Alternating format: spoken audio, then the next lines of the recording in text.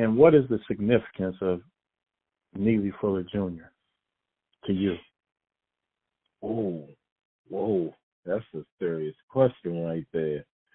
Um, I'm gonna tell you, Neely Fuller Jr. is not important, and I'm gonna say that again. I know that sounds crazy because I say Mr. Neely Fuller Jr.'s name all the time, but Neely Fuller Jr. is not important. But what is important is the message that he bears about being codified.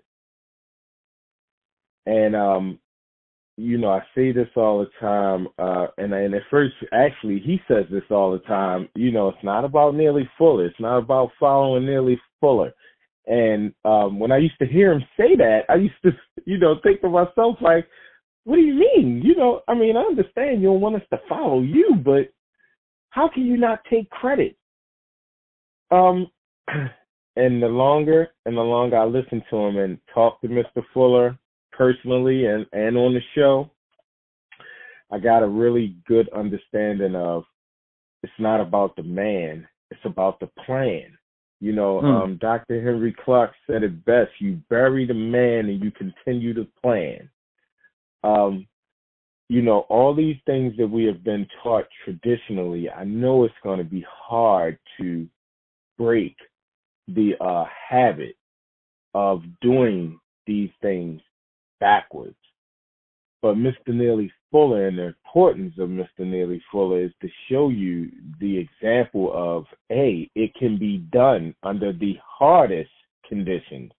I think about it now, Mr. Fuller is about 80 years old plus. And can I chime in? He's 91. Oh, okay. Well, that's what I said, 80 plus, so that's 91, right? So Mr. Fuller has been around for the better part of a century now, close to it. Yeah, he's a couple numbers shy from it. So for him to maintain a position of being a counter-racist, soldier, or, well, he wouldn't say that. I guess a person that works towards countering racism for so long and to stay on code and to show the example. Because, Mr. Fuller isn't on, he's not on any FM radio station. He's not on your television, trying to shove any of this down your throat.